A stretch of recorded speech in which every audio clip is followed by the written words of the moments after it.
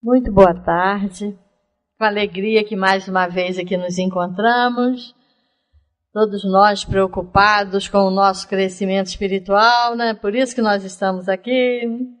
Caso não fosse, nós não viríamos, né? Nós ficaríamos aí fora, no conforto dos nossos lares, mas estamos preocupados, é um bom sinal.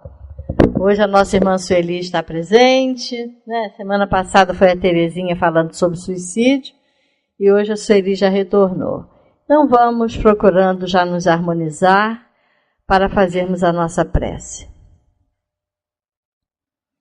Deus querido Pai, Jesus amigo e mestre, agradecidos estamos, Senhor, por mais esta oportunidade que estamos tendo de aqui nos encontrarmos. Que essa reunião transcorra em clima de muito aprendizado para todos nós. Obrigada, Senhor. Graças a Deus e que assim seja.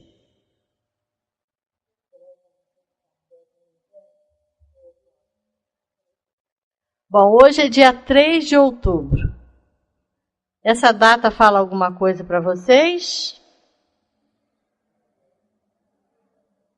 Foi o dia que nasceu o codificador da doutrina espírita, o senhor Leon Hippolyte Denisard Rivel.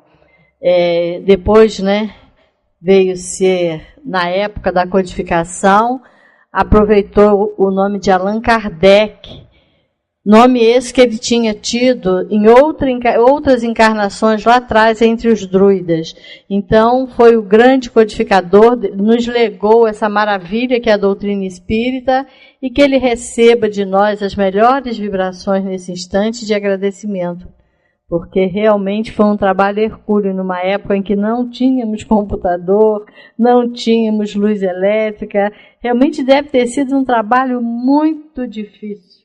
Aquele trabalho de pesquisa era cartinha para o Brasil, cartinha para outros pontos da Europa, para fazer, né, a checagem das informações. Então ele teve um trabalho grandioso e merece de todos nós o carinho e o respeito, né, pelo trabalho realizado. Então, vamos passar para a nossa irmã Sueli para dar sequência aqui aos estudos da tarde. Boa tarde para todos nós. Estamos no finalzinho da Lei de Liberdade, faltando comentar algumas coisinhas e o conhecimento futuro, para então entrarmos na última lei moral que Kardec abordou no Livro dos Espíritos.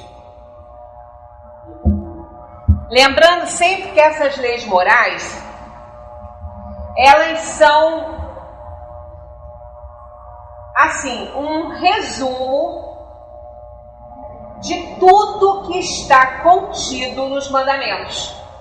Nos mandamentos que Moisés trouxe no primeiro plano de Deus para nós.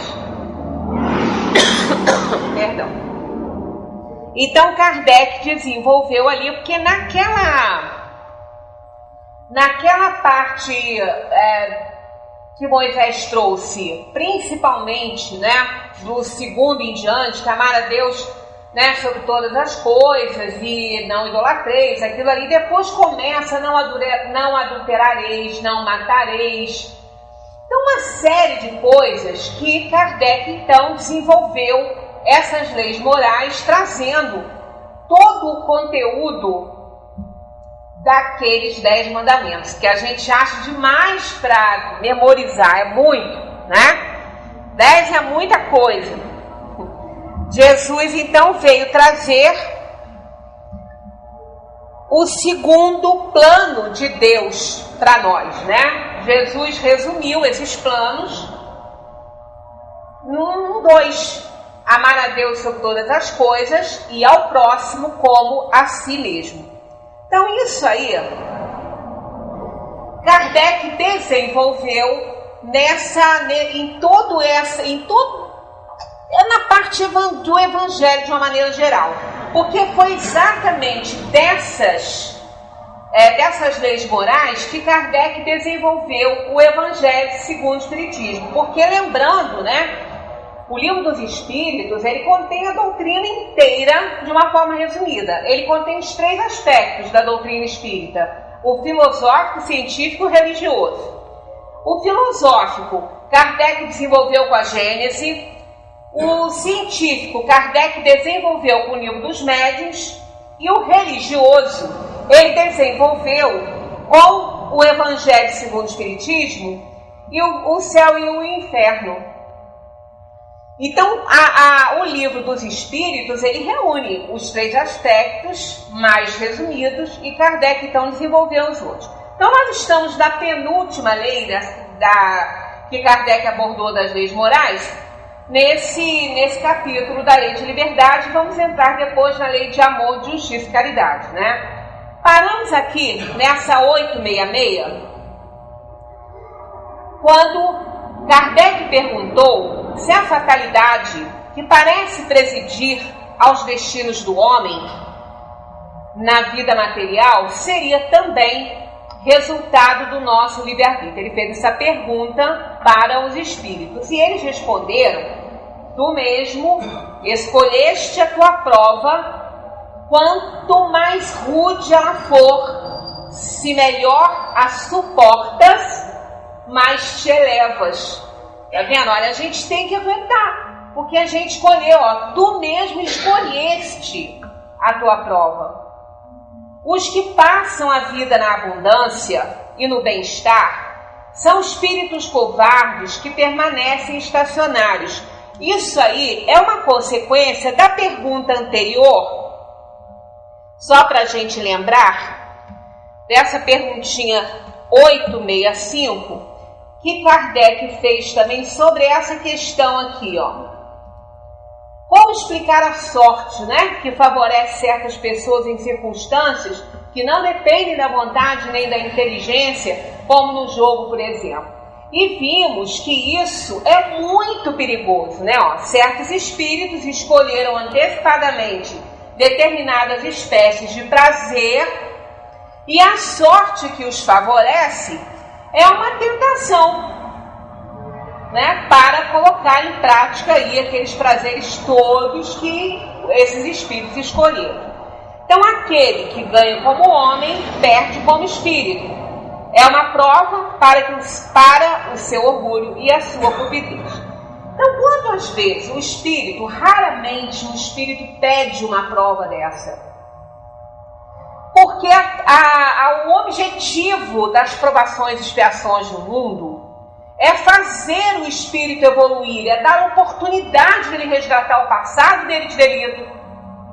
Então, é complicado para um espírito inferior se achar diante de muitas facilidades, de muita sorte, de muita saúde, né? Vem aí agora a musiquinha, eu lembro sempre do Zé, ele falou daí aquela musiquinha, muito dinheiro no bolso, saúde para dar e vender, é a desgraça da criatura.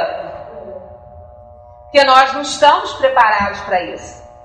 Tanto não estamos que a gente vê, não estamos falando de outros países, porque nós estamos falando do nosso que a gente vive, mas que acontece no mundo inteiro, o lamaçal, né? O lodaçal em que as pessoas estão se enterrando. Por conta disso, de dinheiro.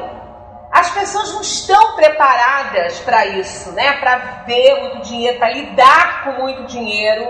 E aí acontece o que está acontecendo aí no mundo, né? Principalmente aí no nosso país. Então, escolher uma prova dessa aí é muito difícil.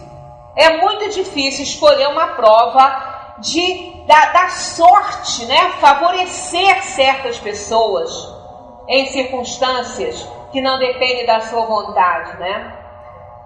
Quando uma pessoa joga na Mega Sena ou em qualquer outro jogo, vai para os cassinos, sei lá o que ela vai fazer, jogando, né? Ela quer ganhar um dinheiro fácil, né? Ela quer que a sorte a favoreça.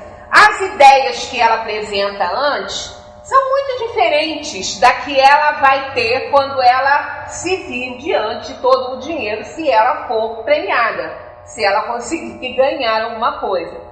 Antes ela quer ajudar, ela quer fazer isso, ela quer promoção, fazer promoção humana. Depois as coisas mudam, fica muito diferente. Nós não estamos preparados para estar diante de tanto dinheiro. né? Nós somos espíritos inferiores, estamos no mundo de provação e expiação. Então, aquele que ganha como homem, perde como espírito e é uma prova para o orgulho e a sua cupidez. Então, foi por isso que Kardec fez, então, essa pergunta. Então, a fatalidade que parece presidir os destinos do homem na vida material seria também, então, resultado do livre-arbítrio? É sempre resultado do livre-arbítrio. Tu mesmo escolheste a tua prova. Está escrito aqui e isso é a realidade. Porque a partir do momento que Deus nos deu essa possibilidade de fazer escolhas, e a gente tem que fazê-las, temos que fazer essas escolhas. Eu até fiquei de procurar no Evangelho onde está essa passagem, se eu não me engano é em João, que fala sobre as pessoas que não fazem as suas escolhas. Quando fazem mal de acordo com as suas conveniências, né? E que no inferno de Dante, na Divina Comédia, tem uma passagem ali que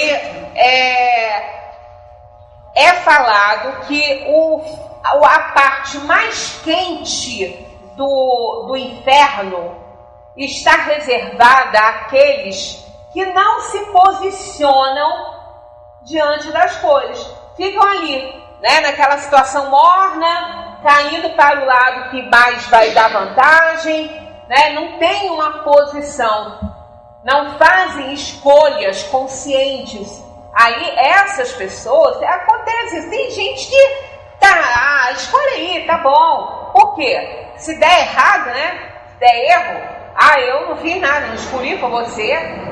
Então, são responsabilidades que as pessoas não querem ter, e isso já demonstra uma inferioridade muito grande da alma. A alma que não se posiciona, que não faz escolhas, ela se omite diante de tudo, né? Então, diz lá na Divina Comédia, e eu acho que no Evangelho, acho que é João que faz essa, eu vou procurar e vou trazer para a gente essa passagem do Evangelho que também fala qualquer coisa a respeito dessa questão de posicionamentos e de escolhas que a gente faz. Então não poderia ser diferente Deus nos punir por aquilo que a gente não escolheu.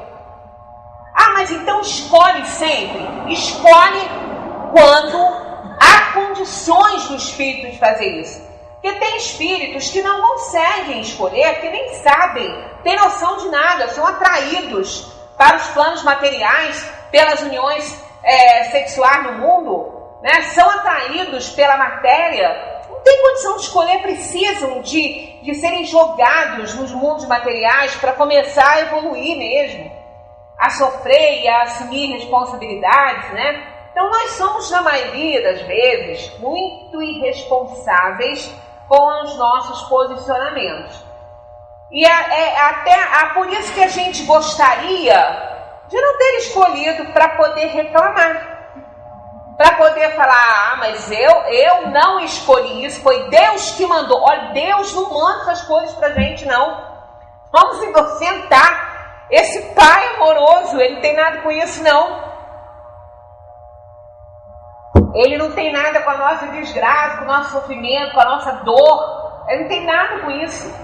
Ele apenas deu a oportunidade do resgate. Então, se não somos capazes de escolher, as penas são impostas, mas são aceitas por nós. Então, raramente um espírito vai escolher ser agraciado com uma sorte que ele nem fez por onde ter. A prova da riqueza é muito difícil. Raramente o espírito escolhe isso, tanto que a gente não vê muito isso. A gente vê um número muito reduzido de grandes fortunas. A maioria luta muito. Né? A maioria está ali com o dinheirinho contado, a maioria no mundo é assim. Não é a maioria que se dá bem dessa maneira, que tem posses, não. É uma minoria. Essa classe aí dos ricos, dos bilionários, né? Isso não é muito numeroso, não. A classe mais trabalhadora, aquela classe que fica ali recebendo seu salário, essa é muito maior. Essa domina. E a inferior das pessoas que vivem abaixo, né, da condição humana de vida é imensa. talvez maior que a outra, da classe média. Então, a gente vê que o espírito das suas escolhas, ele vê o que é melhor para ele. E ele sabe que não vai dar conta, muitas vezes, de escolher determinada prova de riqueza, porque é complicado para a gente. Quantas vezes nós hesitamos em devolver um troco que veio a mais? Né? Quantas vezes a gente hesita em não tirar do outro alguma coisinha que seja, não vai fazer falta para ele, mas aí a gente hesita, vai depois, isso vai fazer falta. Entendeu? Então a gente vê que a gente está sempre ali na linha da imoralidade, da inferioridade, né, com os nossos pensamentos, nem tanto às vezes com as nossas ações, porque a gente começa a pensar a respeito, né? Ainda mais conhecendo o espiritismo, além de causa e efeito, sabemos que temos que fazer a nossa parte bem para a gente poder ficar mais evoluído, se aperfeiçoar e ficar aí numa condição melhor de vida, né? Estamos num planeta difícil e merecemos estar aqui. Senão a gente não estaria. Ou então estaríamos em missão. Aí não estaríamos nem nesse sofrimento, né? Nessa sofreguidão que a gente vive aí, com os problemas todos que a gente vem passando nesse mundo inferior. Então a prova da riqueza é muito difícil. Somos tentados o tempo todo, né? Então tá aqui. Quanto mais rude ela for, a prova, quanto mais difícil ela for, se melhor a suportas, mais te elevas. E se não suportar, não resgata nada, né? Se ficar reclamando o tempo todo, se achando injustiçado e vítima do mundo, não resgata nada. Vai voltar numa outra condição, talvez pior, né? Para poder aprender alguma coisa. Porque aquele que fica se lamentando, reclamando, se fazendo de vítima o tempo todo, ele não entendeu. Ele não aprendeu nada. Aí vai ter que aprender a duras penas. Pior do que o que está passando. Então é melhor que a gente procure ser mais brando e pacífico para poder abrir para entender. Porque quando a gente é muito bélico, muito colérico, grioso, né? A gente não abre para esse entendimento, para esse discernimento.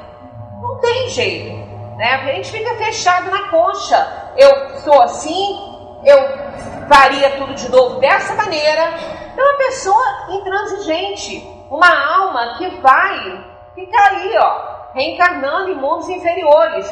Na Terra talvez não, porque a Terra está melhorando, né? A Terra não vai ficar recebendo espírito inferior muito tempo, né? Nós estamos aí numa situação do planeta muito difícil, aonde estão sendo dadas as oportunidades aos espíritos, principalmente aos espíritos muito intelectualizados e pouco moralizados, de reencarnarem para auxiliar nessa situação toda em que o planeta se encontra, como uma oportunidade do espírito melhorar, né? Dele se moralizar e dele sentir realmente compaixão e solidariedade pelas outras pessoas que passam dificuldades, né? Que todos poderão passar. Então é a chance, é a oportunidade. Nós estamos no momento da separação do joio do trigo.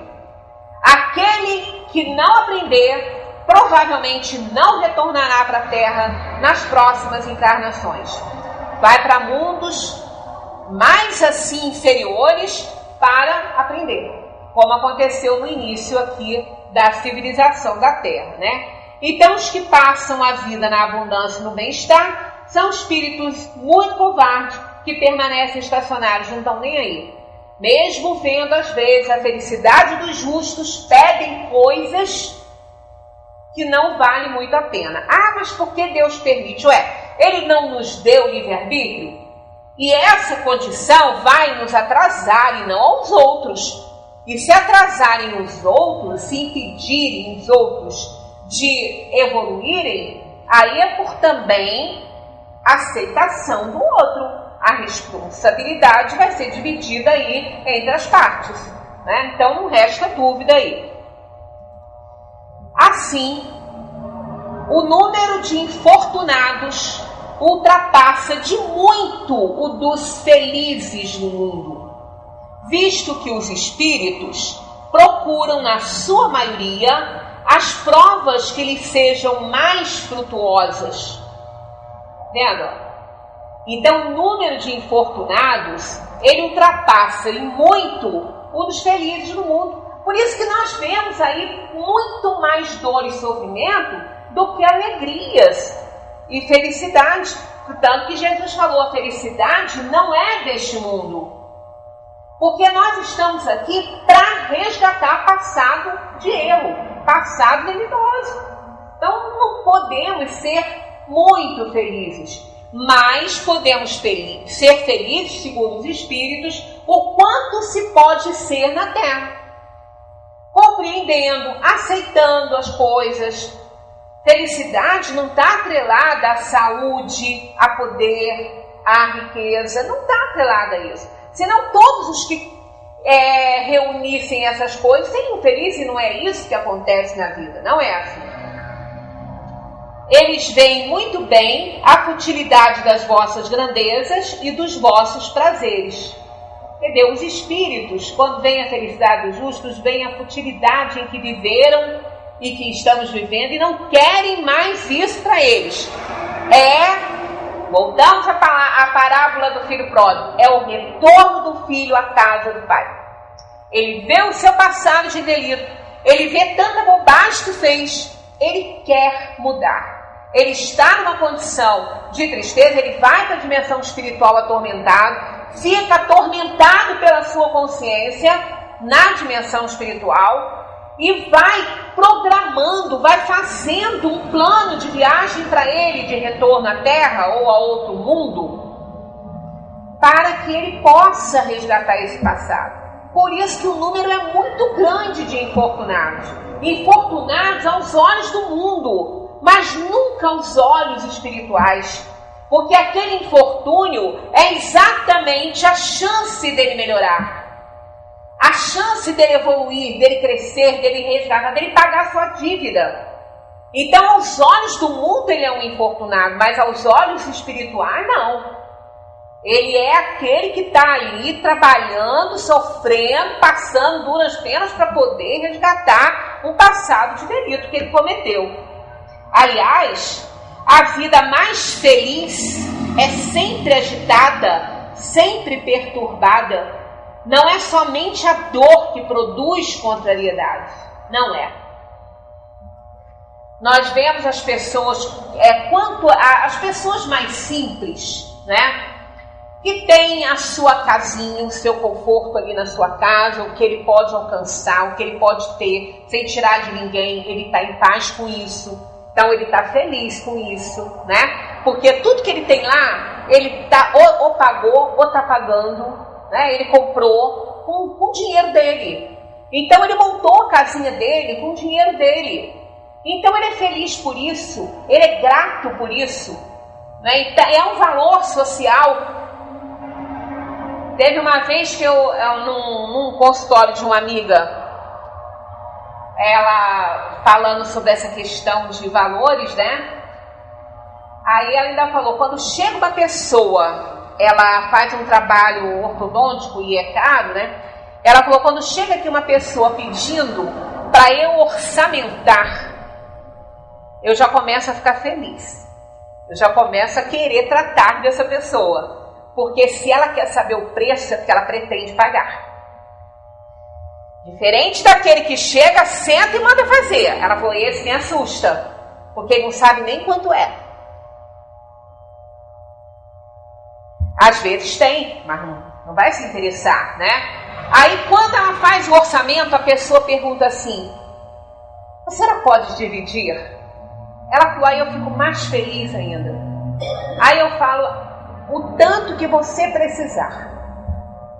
A senhora divide em 10 vezes? Divido em 10 vezes. Olha o Carlos vai. Mas ela falou, recebo todo o tratamento. Agora, aquele que senta lá, não pergunta, não pede orçamento, manda fazer, esse eu posso dar a Deus que eu não vou receber. E tem para pagar. Então, aquela pessoa mais simples, aquela pessoa que paga suas contas, que do seu salário, trabalhou, recebe seu salário com a sua carteirinha assinada lá, ou que não tem a carteira assinada, mas está recebendo seu saláriozinho, vai dar para aquele mês que vem ela recebe de novo, se Deus não quiser, ela perdeu o emprego, mas tudo bem.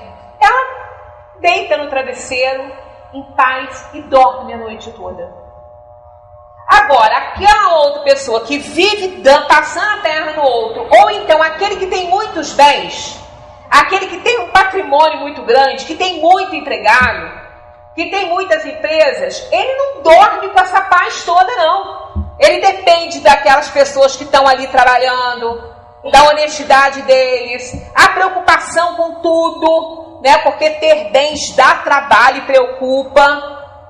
Ser patrão preocupa muito. Preferir ter patrão que ser.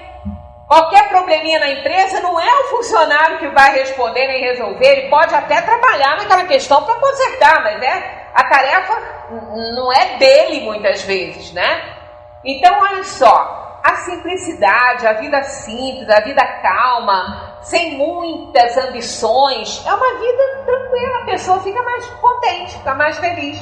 Embora enfrenta muitas dificuldades, né? Não resta dúvida. Para o mundo, às vezes é um infortunado, mas não é. Não é. Para os olhos espirituais, ele não é. Então, às vezes, aquela vida, né, que produz algumas contrariedades, que exige um pouco da pessoa, que exige uma continha a mais no final do mês, ou até a não realização de um sonho, talvez perturbe menos do que o outro que tem muito. Então, isso vai depender de cada pessoa, né? Não é do todo, ninguém é igual. Nós temos aqui um poeminha de Francisco Otaviano que eu gosto muito, todo mundo conhece, né? Quem passou pela vida em branca nuvem e em plácido repouso adormeceu, quem não sentiu o frio da desgraça, quem passou pela vida e não sofreu, foi espectro de homem, não foi homem, só passou pela vida, não viveu.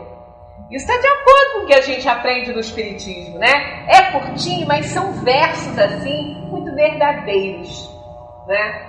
Aquela pessoa, às vezes, até em outras situações, né? Quando as coisas chegam muito fáceis para a gente não dá muito valor. Agora, aquela pessoa que planejou ter uma coisa simples, que às vezes o outro tem aos montes, mas se ela conseguiu comprar aquilo e pagar, ela fica muito feliz, ela fica mais feliz do que o outro que às vezes ganhou. Porque ela sabe o quanto foi difícil para ela conseguir aquilo ali, é vitória, é muita vitória.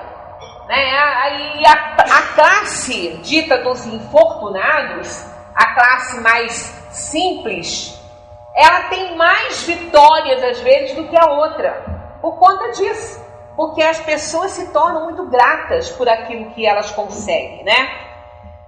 Com que sim o futuro é oculto ao homem? Que aí entra a questão do conhecimento do futuro, né? As pessoas têm uma curiosidade em conhecer o futuro. Eu não sei nem por que tem tanta curiosidade assim. Porque futuro na Terra, de espírito e provação e expiação, tem uma chance muito grande de ser ruim, de não ser tão agradável, porque nós estamos espiando, né? Nós estamos provando.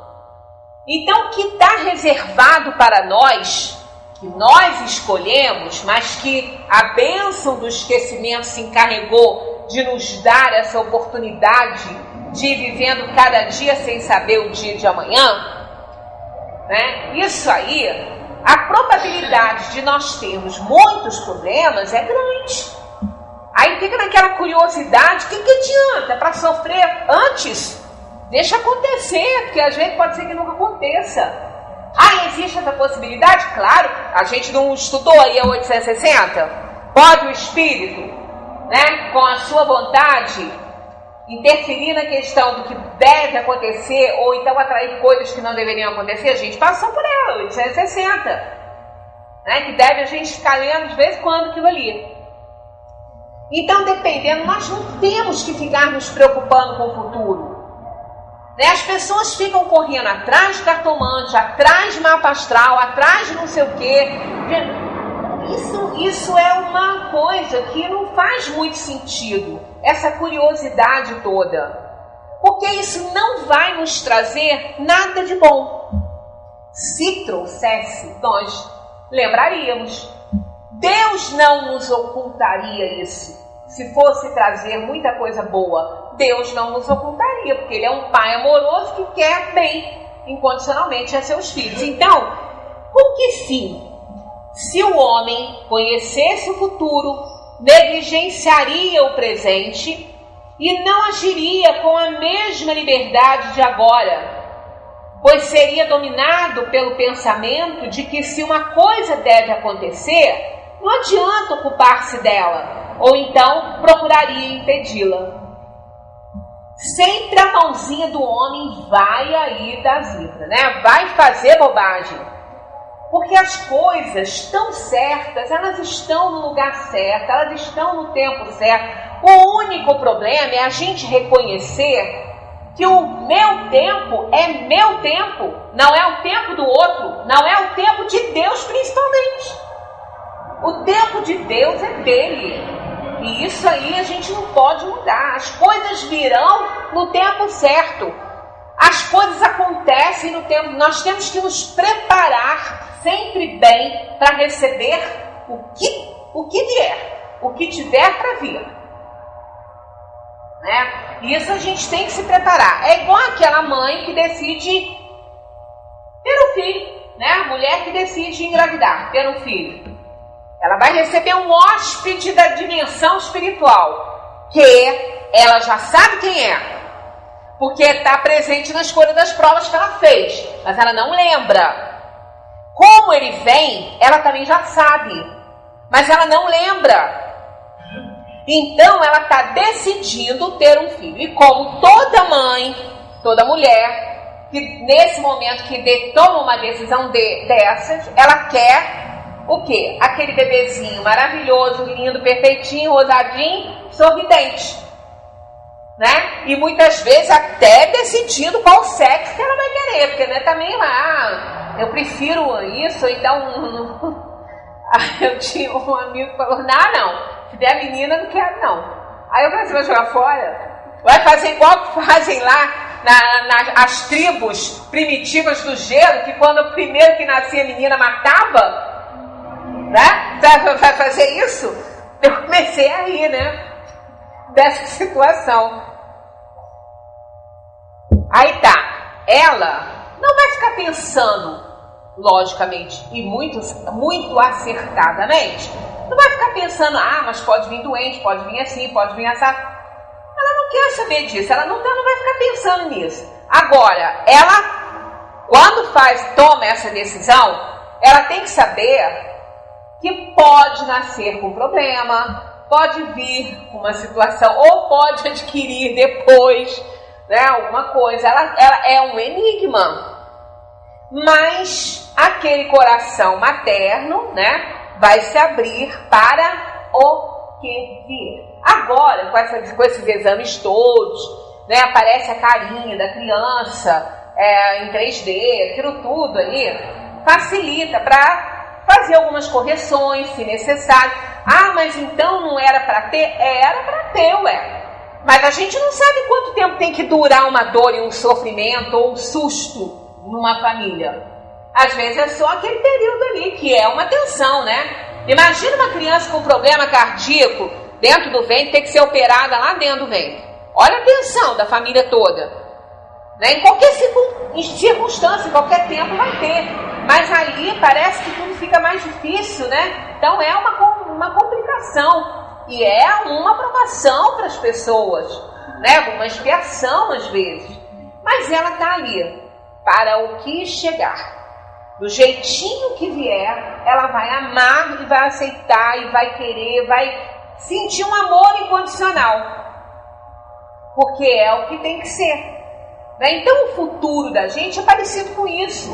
A gente tem que se abrir para ele. O que chegar, chegou. Mas vem a doença tal, vamos tratar. mas vem essa perda. Vamos encarar. Nós estamos no mundo para fazer o resgate e escolhemos nossas provas. Esquecemos, mas escolhemos. Então não adianta a gente ficar querendo saber o que vem. Quando chegar, vai chegar no tempo certo. Aí, quem sabe, alguns problemas, e provavelmente isso acontece, algo já vem acontecendo para que eu me prepare para aquilo. Quantas vezes acontece um problema muito sério numa família? E aí depois a família entende por que ela passou determinadas coisas, por que algumas coisas aconteceram. Aí fala assim, parece até que eu estava adivinhando que eu ia passar por isso.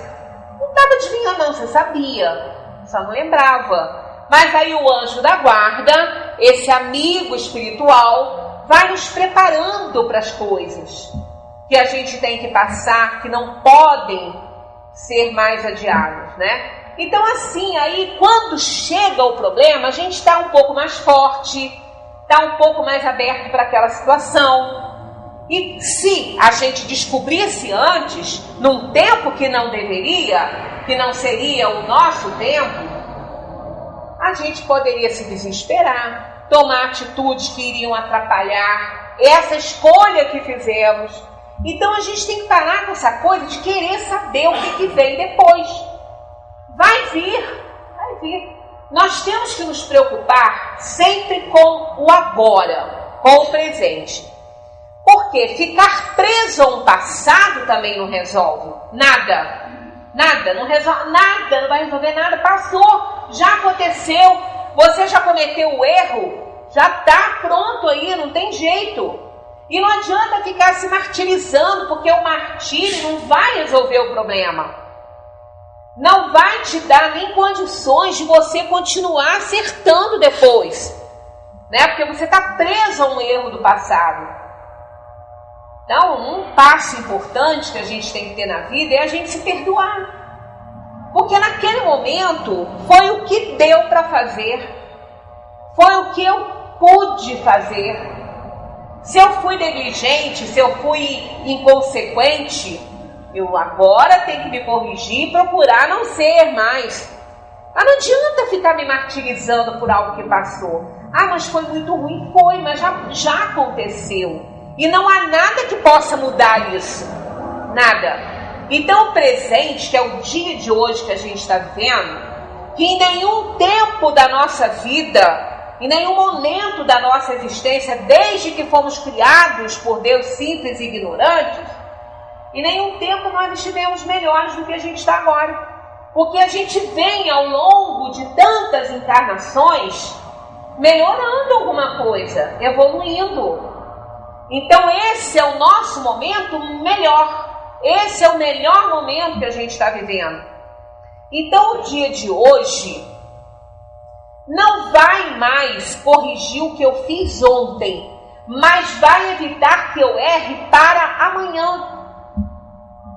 Por isso eu tenho que vivê-lo bem. Cada momento é muito importante, porque num segundo a gente fala uma coisa que pode causar uma desgraça na vida da gente, na vida de outras pessoas, uma palavra às vezes, né? Então a gente tem que ter cuidado, né? Tem que pensar, a gente tem condições para isso. Então o momento presente é que importa, porque é esse que vai me dar condições de mudar alguma coisa para o futuro, amenizar uma dor que eu tenho que passar amanhã. É o momento de hoje, é o momento presente. Porque no momento que eu consigo compreender as coisas, eu já estou melhorando para amanhã. Eu já não estou tão dura, eu já não estou tão intransigente. Eu já estou mais aberta a outras possibilidades. E vão me fazer sofrer menos em alguma situação no futuro. Porque o futuro da Terra, da nossa atual encarnação, esse está escolhido por nós. Né, o futuro que a gente está passando aqui agora na atual encarnação, esse já foi escolhido. Então, nós escolhemos, os nossos filhos escolheram, que não são espíritos jovens e recém-criados, São espíritos velhos, às vezes muito mais velhos do que nós, e a gente fica com aquela preocupação, com aquela insegurança, o que vai ser, né? Aquela mãe que recebe seu bebezinho lá na hora que ele nasceu, a única certeza que ela tem ali é que um dia ele vai embora. Essa é a única, mais nenhuma. O que ele vai fazer da vida dele? Ele que vai fazer, porque ele também fez escolhas para reencarnar. Ele também fez escolhas para evoluir. Se ele vai dar conta ou não, é um problema dele. Agora, qual é o nosso? Qual é a nossa parte? Dar condições para que ele possa dar certo. Ajudá-lo. Mas não podemos decidir por ele. Nós não podemos fazer por ele. A gente pode dar suporte. É assim que Deus faz conosco. Deus dá suporte para que a gente melhore, evolua e que a gente seja feliz. Dando oportunidade da gente resgatar um passado, resgatar um erro. Né? Então, nós falamos aqui no domingo, sobre anteontem, né? Sobre a água viva, né? Que Jesus disse que daria à samaritana se ela pedisse, porque ele pediu água. Ele parou, né? Aí ele pediu água a ela, aí ela o repreendeu, porque ela era samaritana, Jesus Galileu, e eles não eram hostis, né? Esses dois povos. Então ele falou: se tu me pedisses, eu teria dado, né? A água viva, que mataria a sua sede, e nunca mais teria que retornar ao poço. Ela não entendeu que água era aquela que Jesus ia dar. Ainda falou com ele que ele não tinha nenhuma caçamba para tirar água do poço. Ela não entendeu, né? Então aquela água viva é essa mensagem do Mestre, né? Que está sempre conosco. É aquele Consolador prometido. Eu vou e lhes mandarei o Consolador prometido, que estará eternamente convosco. Olha, o que pode estar eternamente com alguém, se não um conhecimento? Então, a partir do momento que a gente tem esse conhecimento, as coisas vão ficando mais fáceis para a gente. Aí Deus, que é soberanamente justo e bom, Ele não pode nos isentar das provações que a gente tem que passar, porque é um resgate que temos que fazer.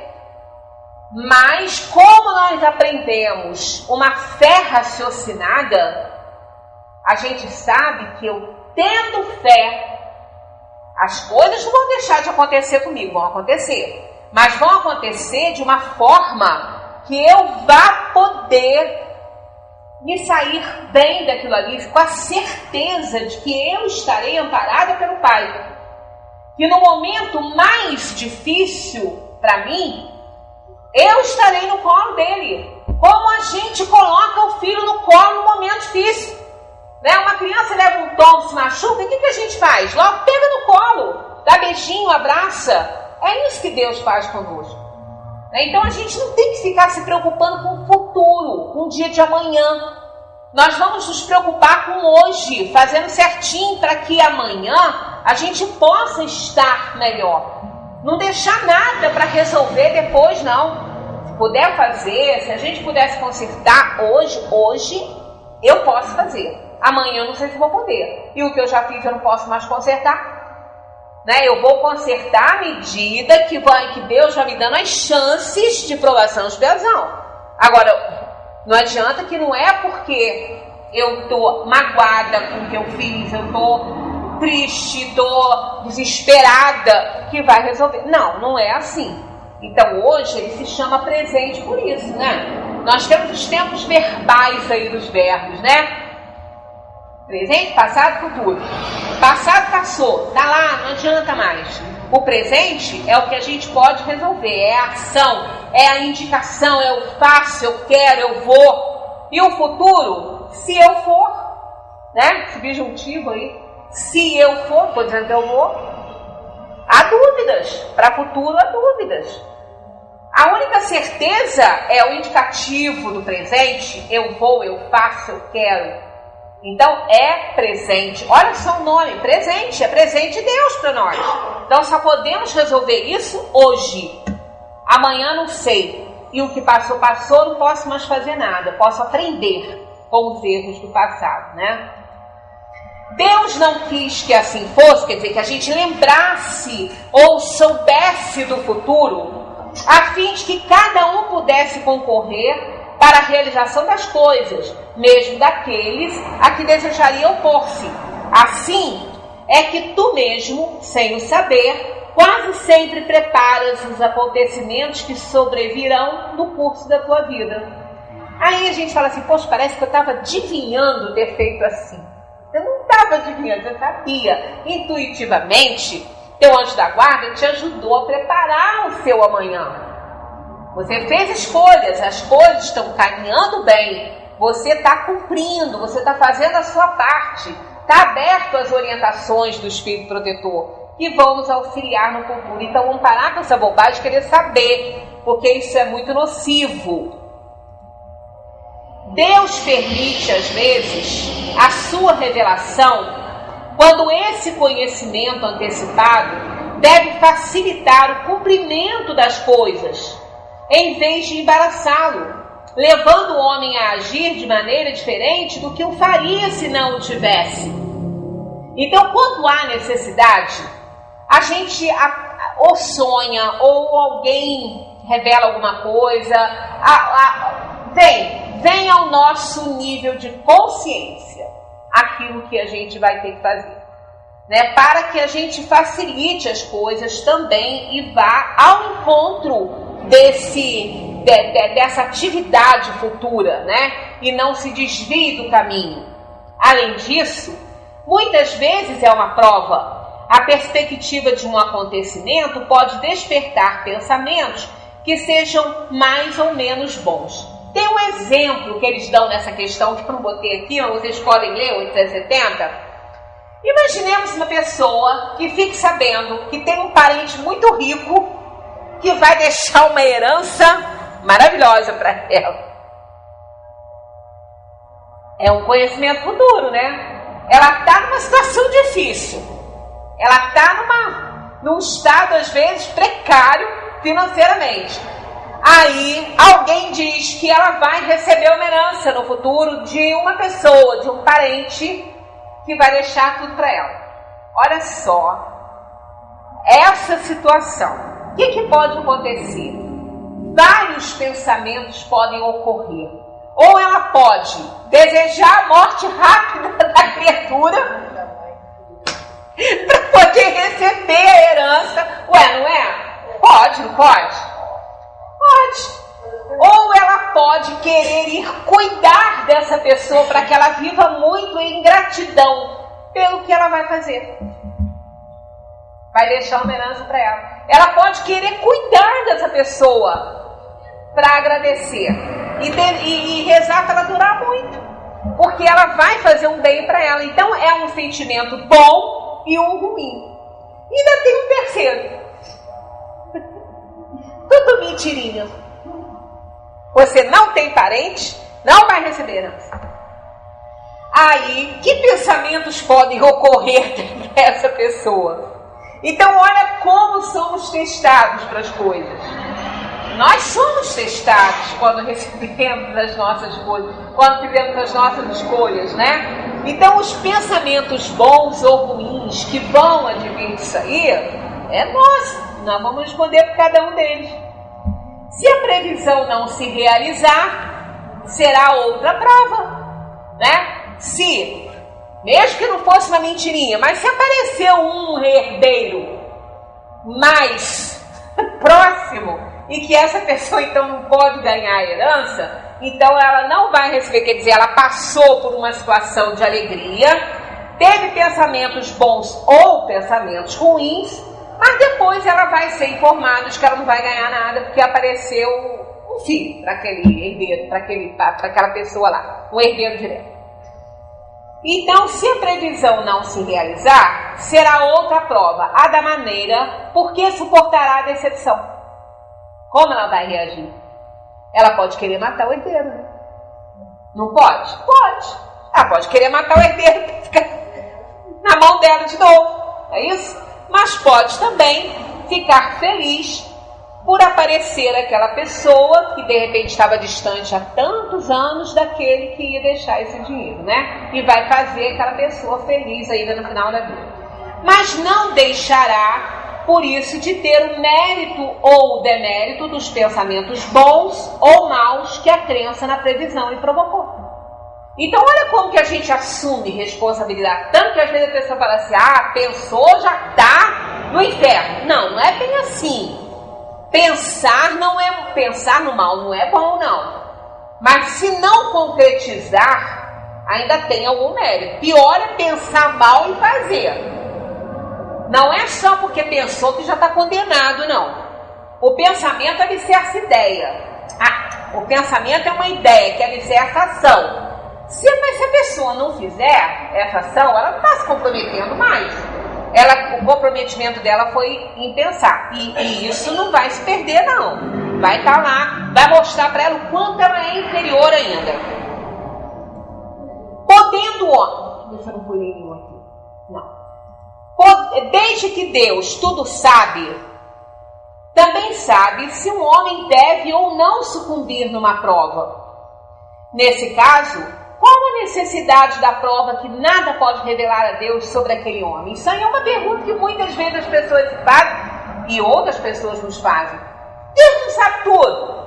Não é onipotente, onisciente, onipresente, sabe perfeitamente se eu vou dar conta disso ou não. Para que ele precisa que eu fique provando? Ele não precisa, não. Olha aí a resposta, ó. Tanto valeria perguntar por que Deus não fez um homem perfeito e realizado? Porque o homem passa pela infância antes de chegar à idade madura. A prova não tem por fim esclarecer Deus sobre o mérito do homem, porque Deus sabe perfeitamente o que ele vale, mas deixar ao homem toda a responsabilidade da sua ação, uma vez que ele tem a liberdade de fazer ou não fazer. Olha que sabedoria, né? Ele sabe se a gente vai dar conta ou não, mas a gente tem que provar para nós mesmos se a gente vai dar conta disso aí ou não. Deus já sabe. Mas ele não pode nos punir se a gente não fizer a prova. É igual aquele professor, sabe que seu aluno não tem condição de fazer aquela prova que ele quer. Mas ele sabe que o professor sabe que ele não vai passar. Mas ele quer fazer. Ele quer fazer. Aí o professor tem que oferecer. Porque não pode reprová-lo sem ele fazer. Né? Porque ele pode dar uma sorte lá ou ter estudado e passar. Podendo o homem escolher então entre o bem e o mal, a prova tem por fim colocá-lo ante a tentação do mal, deixando-lhe todo o mérito da resistência. Então existem arrastamentos, está lá no Livro dos Espíritos, né, falando sobre isso, mas não são irresistíveis. Ora, não obstante, Deus saiba muito bem, com antecedência, se ele vencerá ou fracassará, não pode puni-lo sem recompensá-lo, nem recompensá-lo na sua justiça, por um ato que ele não tenha praticado. É a sabedoria divina. Ele sabe. Mas aí nós temos que fazer e provar para nós mesmos se a gente está em condições ou não.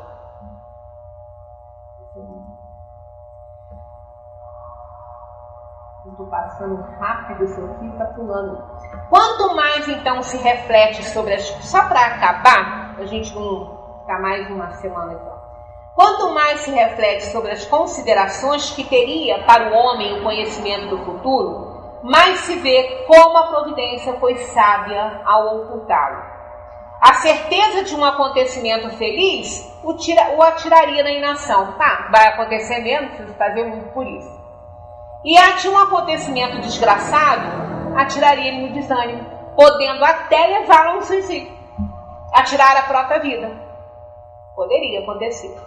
E num caso como no outro, suas forças seriam paralisadas. Então a sabedoria divina é incontestável, né? É soberanamente justo e bom, perfeito, inteligência, né? Perfeito, então não tem o que discutir. A bênção do esquecimento daquilo que a gente fez em outras vidas e do amanhã na nossa encarnação é providencial para que a gente tenha todas as chances de dar certo. Porque se às vezes, quando a gente passa uma tristeza muito grande, a gente se questiona muito, reflete e fala algumas coisas e fica pensando, eu acho que se eu soubesse que eu ia passar por isso, eu acho que eu ia pensar que ia morrer, eu acho que eu me mataria para não ter que passar por isso. Então, olha só. Então, a gente não tem... tudo vem no tempo certo, na hora certa, quando nós estamos bem. Não é? Então, o professor só chega quando o aluno está pronto. Não adianta vir um professor antes dele estar pronto para o aprendizado, que ele não vai dar certo. Não vamos conseguir nada, né? Nesse caso, o que nos resta saber? Que nós temos que fazer a nossa parte sempre. Sempre lembrando aquela situação do mestre com Lázaro. Essa passagem é muito importante, muito. Essa coisa de querer fazer tudo fora do tempo, descobrir isso, pensar naquilo, não resolve. Quando Jesus não atendeu ao chamamento de Marta para ver o grande amigo que estava doente, para salvar-lhe a vida, não foi por acaso, porque não estava na hora, não estava no momento. Jesus ia ser entregue ao Sinédrio, né? Jesus ia ser preso, mas aí, antes ele foi lá, mas não na hora que Marta pediu. Que era importante isso, né? Quando Jesus chegou, Lázaro já tinha morrido. Aí Marta fala para Jesus, se tivesse vindo antes, teria salvado a vida do meu irmão.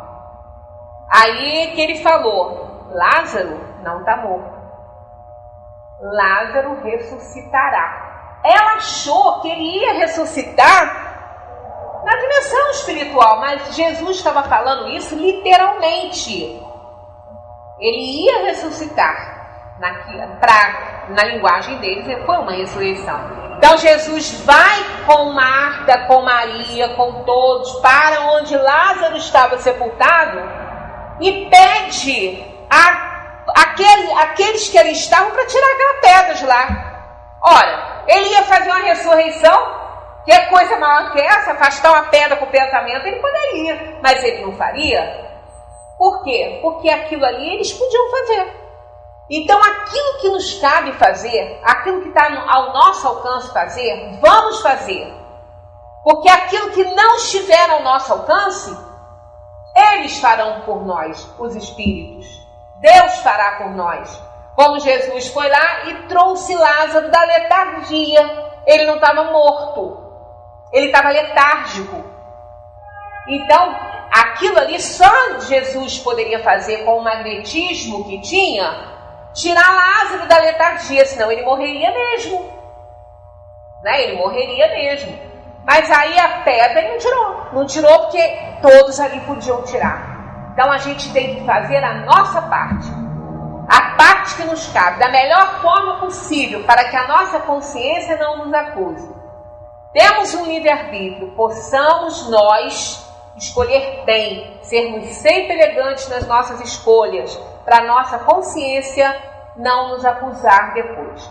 Muita paz para todos. Para a nossa próxima reunião, teremos aí o início da Lei de Amor, Justiça e Caridade, que com tudo que a gente já vê, como ela é a última, ela faz um resumo de todas essas leis morais que a gente tem estudado. Muita paz para todos.